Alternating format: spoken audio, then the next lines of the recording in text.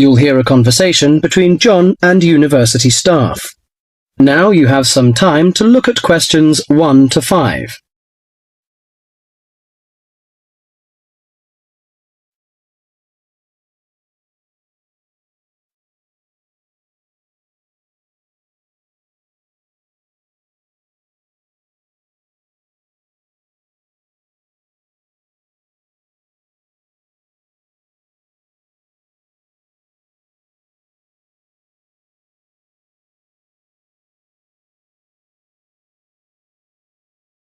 Listen carefully and answer questions 1 to 5. University, good morning. Oh, good morning. Can you put me through to the School of Architecture, please? Certainly. School of Architecture, Professor Dawson's office. Oh, good morning. I was wondering if you could give me some information about the forthcoming Architecture 21st Conference, dates, enrollment procedures, costs, that sort of thing. Certainly. When exactly is the conference? Well, the conference runs for 3 days, from the 18th to the 20th of October. 18th to 20th of October? Oh, good. I'll still be here then. And where exactly is it being held? Is it at the university, as in previous years? No, it's actually being held at the Pacific Hotel. We've rather outgrown the university conference facilities, so we've opted for this new venue. Right, Paradise Hotel. No, Pacific Hotel. Oh, right. And presumably we can get accommodation at the hotel? Yes, but you'll need to contact them direct to arrange that. I'll give you the number for hotel reservations. Have you got a pen ready? Yeah, go ahead. It's area code 07 and then 933 2233. Okay, and what's the registration fee? Individual fees are $300 for the 3 days, or $120 a day if you only wanted to attend for 1 day. Are there any student concessions? Oh, sure. There's a 50% concession for students, and that's $150 for the 3 days, or $60 a day. And am I too late to offer to give a talk? Oh, I'm pretty sure you've missed the deadline for that. Oh, really? But I've only just arrived here in Australia. Is there any way I could have a paper accepted? Well, you'd need to talk to Professor Dawson. He's the person organising the conference this year. I can put you through if you like. Oh, yes, please. That'd be great. Oh, and can I just check the spelling of his name? Is that D-A-W-S-O-N? Yes, that's correct. Before you hear the rest of the talk, you have some time to look at questions 6 to 10.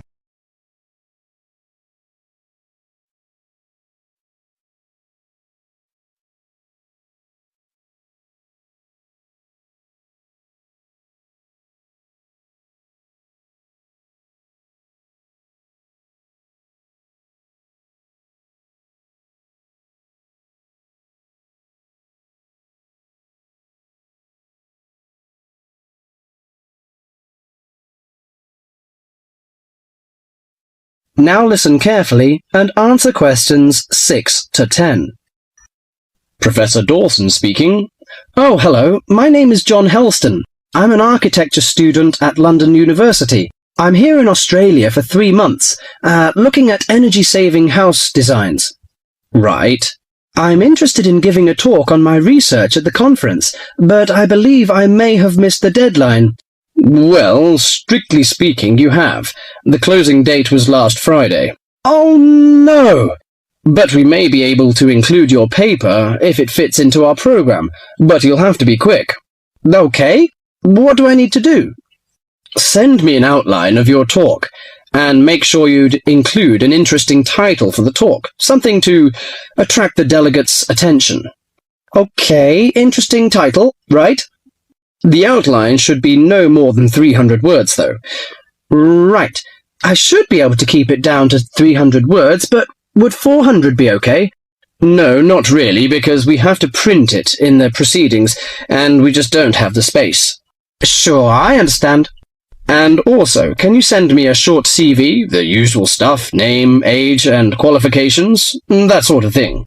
Right, include a brief CV. Actually, you can email it to me. That'd be quicker. Sure, what's your email address?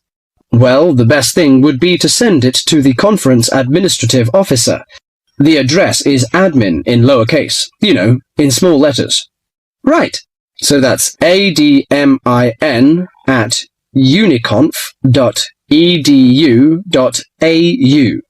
Right, I'll do that straight away. Thank you very much, you've been very helpful. Okay, well, we hope to see you in October then. That is the end of section 1. You now have half a minute to check your answers.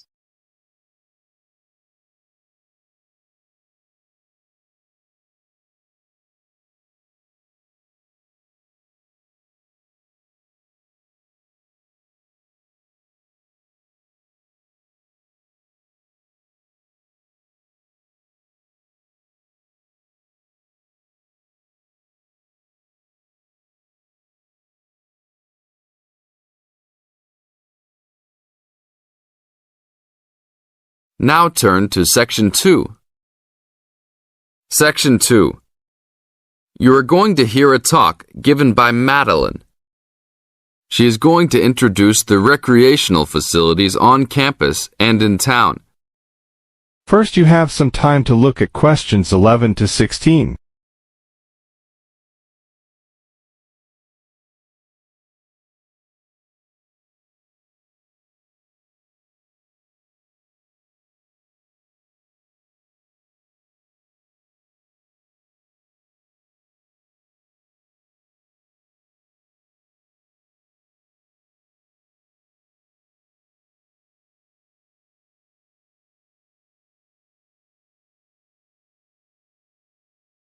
Now listen carefully and answer questions 11 to 16. Well, good morning, everybody. My name's Madeline Stewart, and I'm here to tell you about the recreational facilities available on campus, and also to tell you something about what the town has to offer. You may already know that your students' union membership also includes membership of the sports union, which provides a range of sporting and recreational facilities on campus, much the same as those in most British universities. The sports union has football, tennis, and cricket teams in local competitions. And really, most sports are catered for in some way on campus, even if they're just social matches. In the building itself, there are fitness classes and a full gym, including weights. The sports union can also provide cheap tickets to some major sporting events. And to keep you up to date with everything available, there's a weekly newsletter distributed around the campus. You should check this to find out the names and phone numbers of the contact people for each sport or activity you're interested in. Yes, did you have a question? Yes, apart from what you've just said, does the sports union offer individual help in any of its activities, for example, in getting fit and healthy? Yes, we do. The sports union has a fitness assessment clinic every Friday, staffed by the resident sports trainer, who can provide advice on the best program for you and refer you to various charts. I'm sure you all realize that for any medical assessment or health problem, you should go to the University Medical Service. The sports trainer can also advise you on a suitable training program using the weights.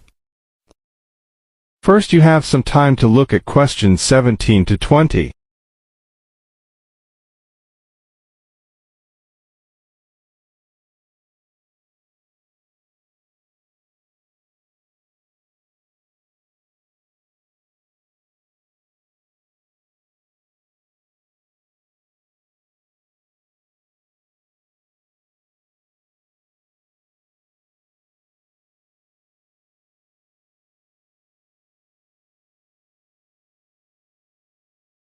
Now listen carefully and answer questions 17 to 20. And now on to Ashbury. For a town of its size, Ashbury has some unusually good leisure and sporting facilities, most of which are near the center of town and easily reached by bus from this campus. There's a new, well, almost new, Olympic-sized swimming pool. That's not quite in the central town area, but it's only a 5-minute walk from the bus stop. Above the pool, there's a high-tech fitness center that any of you more serious fitness lovers would need to check out. Then, in the center of town, there's a sporting complex called the Anderson Center, which contains squash courts and facilities for a number of other indoor sports, such as basketball. And just around the corner from the Anderson Center, in the main street there, is an indoor bowling alley. All of these facilities are listed in the weekly newsletter, so I encourage you all to look through it and... This is the end of Section 2. Now you have half a minute to check your answers.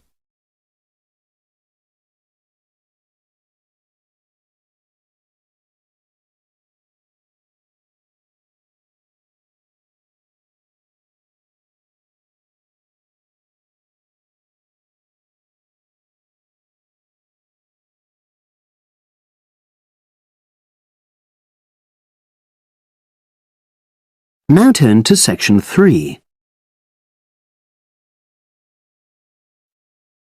Section 3. You will hear two business studies students discussing a presentation they'll do on an article on working effectively in groups. First, you have some time to look at questions 21 to 26.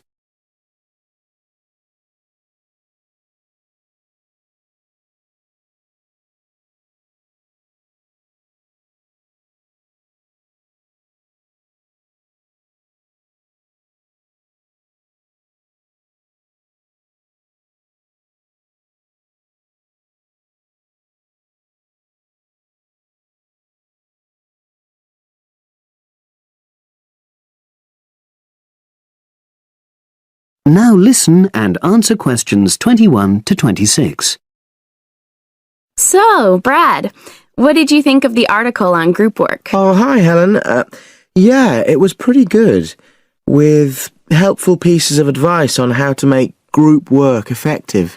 I think we were lucky to be given such a straightforward text to present at the management skills seminar. Yeah. Actually, shall we discuss it now? Have you got time? Sure. It's only a 10-minute presentation, so we just need to explain and then give our views on the main points raised in the article. I'll jot down some notes. Right. So, there are 3 main sections. I suggest we start with listening. Yeah, effective listening in groups, because it's not something that's frequently covered on courses in our field. No, and we should say that in the presentation. Yeah. And also effective listening's pretty simple, you know. I don't think it's hard to learn. Well, people think it's easy, but in my experience, most of us tend to be very lazy listeners. Okay, I wouldn't argue with that. Something I do think we should emphasize is the power of the listener's posture, gestures, etc., in making speakers feel respected. Not that you're just waiting for them to finish before jumping in with your own ideas. Uh-huh. Okay, right.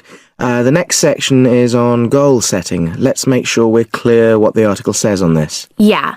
Well, firstly, it says that all group members must be given time to explain their own goals. That's it, yeah.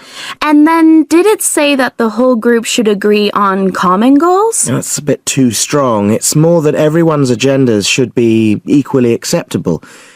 But it does say that goals have to be realistic, you know... Achievable within a particular time? You've got it. That's really what the article's saying. There isn't really any point in having ideals if group members know they won't come to anything within a reasonable period. So, I think a summary covering those points will be enough for that part of the presentation, don't you? Yeah. Now, the last section is about conflict resolution. Actually, I thought it was the worst part of the article. Me too. I don't think it went into sufficient detail on the issue. Actually, I thought it devoted too much space to it, but that it was all rather boring, you know? It didn't mention some of the more radical theories. Absolutely. I found that really irritating. Right, and also I think it could have said more about conflict sometimes being healthy in groups. Absolutely.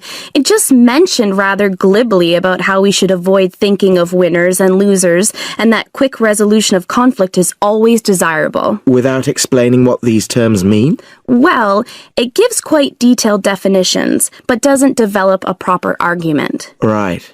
So, for the presentation, I think we just give some definitions and then explain what we felt were the weaknesses in the article's treatment of conflict resolution. Yeah, good. Now you have some time to look at questions 27 to 30.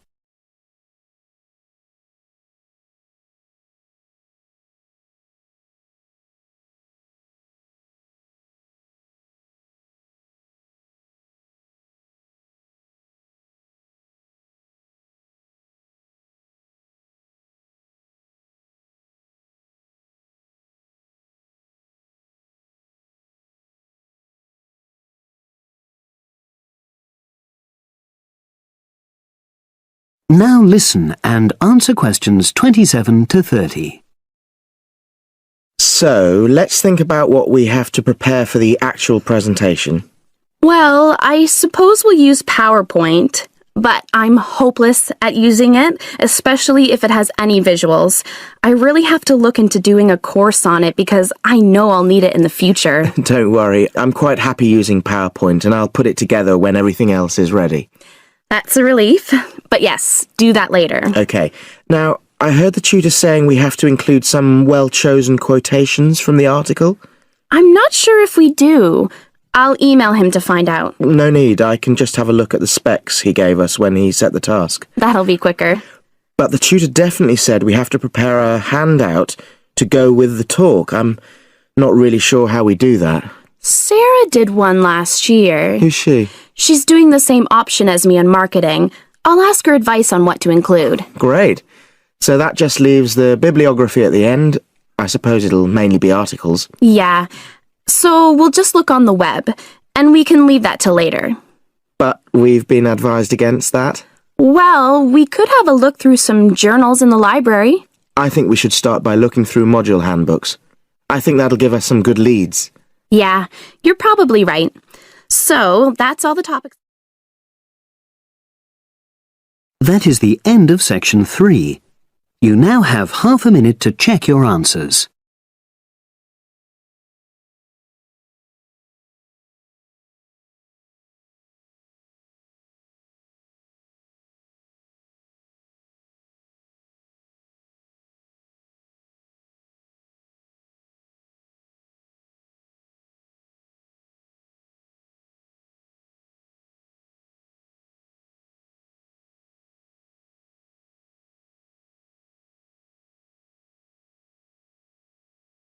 Now turn to section 4. You will hear part of a lecture on the current and future use of mobile phones. You now have 30 seconds to read questions 31 to 35.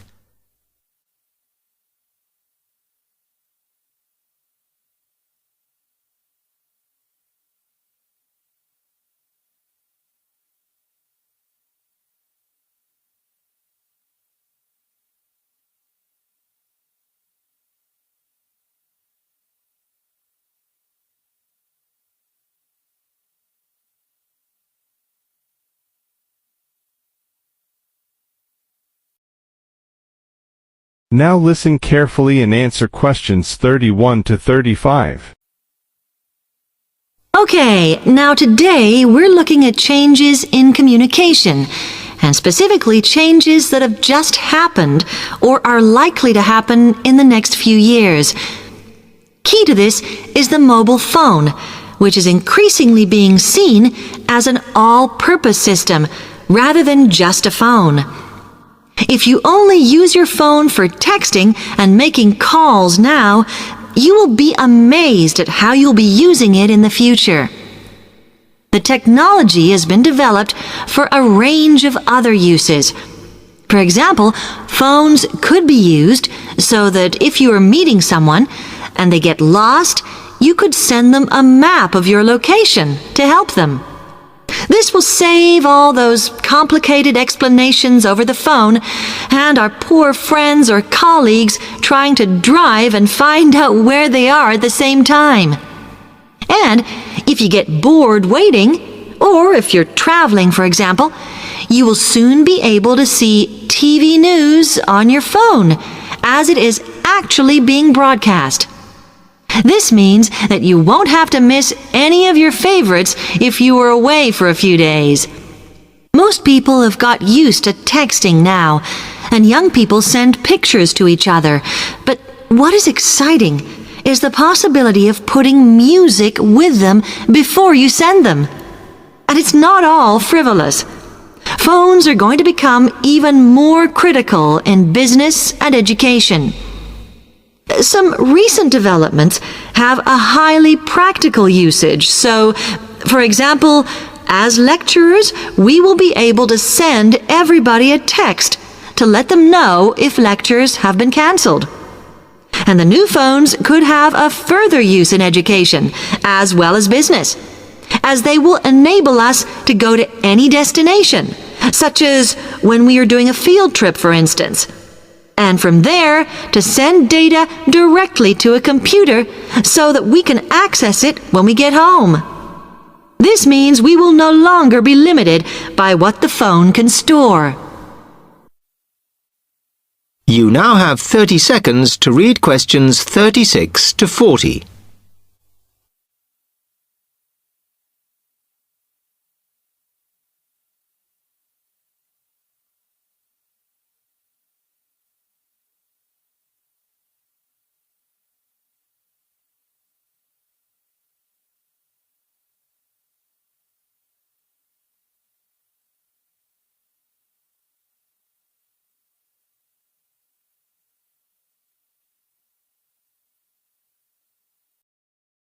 Now listen carefully and answer questions 36 to 40. And it's interesting to look at the different ways that men and women use phones now, as that does affect how the technology will develop. Some research has been done on how people use phones, and some of the results are surprising. One of the increasing usages of mobile phones is to get all sorts of data, such as phone numbers, the weather, train times, etc. And while there's been an attempt to set up connections with things that women might be interested in accessing, it is overwhelmingly men who do this. But what about the traditional use of a phone? To speak to people? I suppose we would predict that it is mainly women who use phones as a method of contact for friends and family, but, in fact, the genders exploit this facility equally. I've spoken about the increased business usages that phones will offer, and I suppose we would associate this usage with men. The survey picked up, though, that women are often working from home or catching up with work in the evenings, so they use phones in this way as much as men do. Most of us are aware we can store photos on our phones. It's an ideal method of capturing a moment wherever you are. Women tend to be the group that keep photos on their phones, but it seems that men use their phones to actually take pictures much more than women do. And of course, all this knowledge affects the marketing that the companies will do in order to sell the phone. That is the end of section 4. You now have half a minute to check your answers.